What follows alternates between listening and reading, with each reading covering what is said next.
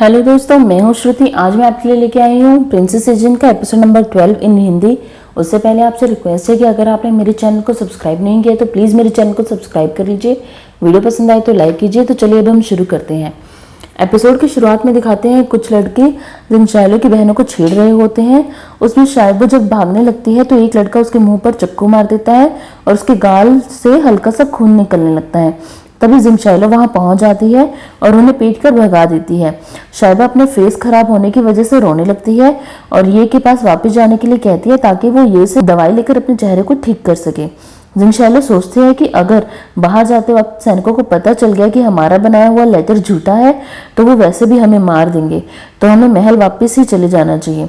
तो वो वापस आ जाती हैं और जब वो वापस आते हैं तो देखते हैं कि ह्यूई के सैनिक अभी भी तालाब को खाली कर रहे हैं ताकि मिस सोंग की लाश मिल जाए और वो उन 3 बहनों को सजा दे सके। वो महल में आराम से आ जाती हैं।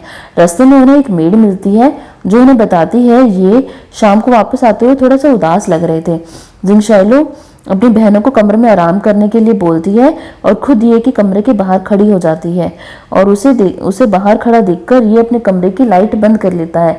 जिनशाइलो वहां से अपने कमरे के लिए चली जाती है पर उसे नींद नहीं आती है, तो वो दोबारा ये के कमरे के ऊपर की छत पर खड़ी होकर सुबह का इंतजार करने लगती है।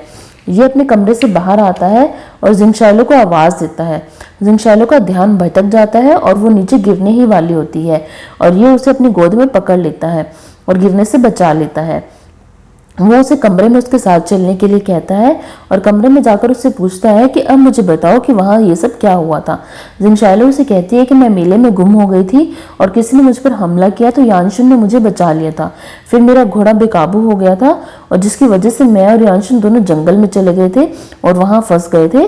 फिर वहाँ पर हमने कुछ सैनिकों को भी देखा था। इन सब बातों की वजह से मैं यहाँ आने में लेट हो गई थी। ये उसे बार बार यही क्वेश्चन पूछता है और जिनशाइलो बार बार वही आंसर देती है और लास्ट में वो उससे पूछते हैं कि आप मुझसे बार बार यही क्वेश्चन क्यों पूछ रहे हैं, क्या आपको मेरी बात का विश्वास नहीं हो रहा है। ये उसे कहता है कि इसका मतलब यही है ना कि मैं तुमसे इसका सही जवाब मांगना चाहता हूँ पर तुम सही नहीं बता रही हो। फिर वो जिनशाइलो को एक चाय बनाने के लिए कहता है। ये उस चाय के ऊपर चूहे मारने वाला जहर लगा देता है तो जिनशाइलो उसे वो चाय पीने से मना करती है पर ये फिर भी उस चाय को पी लेता है। फिर वो उसे बताता है कि युआन फैमिली जहर को बहुत ही अच्छे से जानती है और पहचानती है और उसे बचने का तरीका भी जानती है। तुमने उस दिन जो हैरी के बॉक्स पर जहर का रुमाल लगाया था तो तुम्हें क्या लगा था कि हैरी को इस बात का नहीं पता चला होगा। हैरी को इस बारे में बहुत अच्छे से पता चल गया होगा। तुम्हें ऐसी बेवकूफ़ी वाली हरकतें नहीं करनी चाहिए जिससे तुम खुद ही फंस जाओ। तुम्हें जितना टाइम वैसे मैंने दिया था उसके हिसाब से तो तुम तीनों बहनें यहाँ से भाग सकती थी पर तुम भागी नहीं।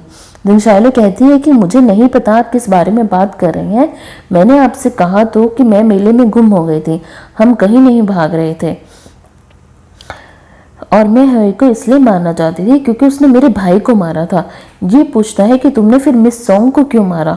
जिनशाइलो कहती है कि मिस सोंग को हमने नहीं मारा, वो अपनी ही गलती से तालाब में गिर गई थी। मैं जब से यहाँ आई हूँ मैंने आपका कभी बुरा नहीं चाहा है, ना ही आपने कभी मेरे साथ कुछ बुरा किया है। इसलिए मैं चाहती हूँ कि इस बार भी आप मेरी मदद कीजिए और मुझे बचा लीजिए। ये कहकर वो रोने लगती है और ये उसके आंसू पोंछता है और फिर वो उसे जाने के लिए कहता है। जाते वक्त ये जिनशाइलो से पूछता है तुम्हें कैसे पता चला कि तुम्हारे भाई लिंगजी को यही ने मारा था। जिनशाइलो कहती है कि मैंने जिनशुन से पूछ लिया था, उसने मुझे बताया कि लिंगजी को जिनशु ने मारा था ह्यूई के कहने पर। तो तब मुझे पता चला कि ह्यूई ने ही मेरे भाई को मारा है, ना कि आपने। मुझे पता है आप बहुत अच्छे इंसान हैं, आप ऐसा नहीं कर सकते। फिर वो ये कहकर कमरे से बाहर चली जाती है और बाहर आकर वो अपने आंसू पूंछती है और दरवाजे की तरफ इस तरह से देखती है कि जैसे उसे थोड़ी नाराजगी हो। थोड़ी देर बाद ह्यूई के सैनिक आते हैं और तीनों बहनों को पकड़ लेते हैं और तालाब के पास ले जाते हैं। ह्यूई भी वहां पहुंचता है। तालाब से 3 लाशें निकलती हैं कि भी ये के कहने पर वहां पहुंच जाता है। जिनशाइलो पहली लाश चेक करती है तो वो एक आदमी की होती है जिसके पर्स पर शी लिखा होता है। शी वही डॉक्टर होता है जिसे ह्यूई ने मार दिया था। जिनशाइलो बाकी 2 लाशें भी चेक करती है। उनके सर पर आयरन बॉल वाली पिन लगी होती है, यानी वो बहुत ही छोटे दर्जे की नौकरानी होती है, पर मिस सोंग का दर्जा बहुत बड़ा होता है। तो इससे पता चलता है कि बाकी जो 2 रांची हैं वो भी मिस सोंग की नहीं है।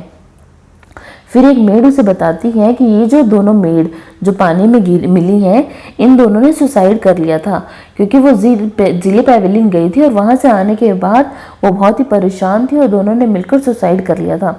फिर जिंगशालो कहती है कि हमें डॉक्टर शी की लाश का पासमोर्टम कराना चाहिए और पता कराना चाहिए कि इनकी मौत कैसे हुई थी और किसने की थी। ये उसे कहता है कि तुम बहुत ज़्यादा बोलती हो, तुम्हारी गर्दन बहुत ही मोटी है। जो कहता है कि मैं अभी इस लड़की को मार देता हूँ, इसकी मोटी गर्दन को काट देता हूँ। फिर की आकर उसे रोकता है और कहता है कि तुम बिना सबूत के जिंगशालो को हाथ भी नहीं लगा सकते। फिर जी उसे कहते हैं कि मेरे पास एक गवाह है जो ये साबित कर देगा कि हाँ, जिंगशालो ने ही मिस सोंग को मारा था। फिर वो एक लड़की को पेश करता है। वो लड़की आकर कहती है कि हाँ, उसने जिंगशालो को देखा था कि उसने मिस सोंग को तालाब में धक्का दे दिया है। फिर की उससे पूछता है कि क्या तुमने देखा था उसने 2 औरतों को धक्का दिया था? वो कहती है हाँ, इसने 2 औरतों को धक्का दिया था। उससे पता चल जाता है कि वो जो गवाह उसने पेश किया है वो झूठा है। और फिर की जिंगशालो और उसकी बहनों को लेकर वहां से चला जाता है। शाइबा अपने कमरे में आने के बाद जिंगशालो से कहती है कि मुझे लगता है ये तुम्हें पसंद करता है, इसलिए वो हमारी मदद कर रहा है।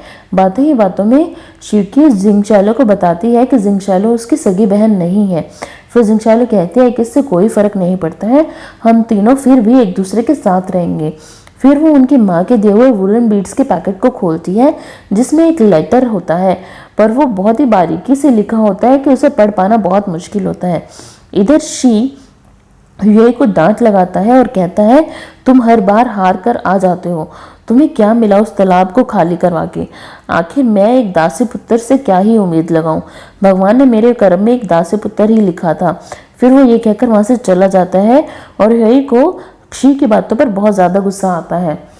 ये जिंगशालो को एक बॉक्स पहुंचाता है। जब वो उसे खोलती है तो उसमें शाइबो का कंगन होता है, जो कि मिस सोंग के साथ उस तालाब में गिर गया था। जिंगशालो आकर ये का शुक्रिया अदा करती है तो ये उसे बताता है कि की ने पूरी रात मेहनत करके मिस सोंग की बॉडी को वहां से निकाला था। फिर जिंगशालो कहती है फिर तो उसे की का शुक्रिया करना चाहिए इस बात के लिए।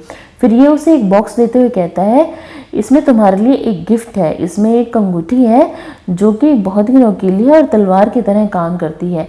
मैंने सोचा था पहले ये गिफ्ट मैं तुम्हें दूंगा, पर मुझे लगता है अब इस गिफ्ट का हकदार की ही है।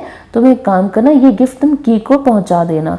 जिंगशालो वहां से चली जाती है और फिर वापस आकर ये से कहती है उस बॉक्स में जो अंगूठी थी वो की को पूरी नहीं आएगी, क्योंकि उसका साइज मेरे हाथ के लिए परफेक्ट है, इसलिए मैं ही इस गिफ्ट को रख लेती हूँ और आपका शुक्रिया इस गिफ्ट के लिए। एपिसोड यहीं ख़त्म हो जाता है। दोस्तों, अगर आपको वीडियो पसंद आई हो तो प्लीज़ वीडियो को लाइक कीजिएगा, मेरे चैनल को सब्सक्राइब कीजिएगा। Thank you very much.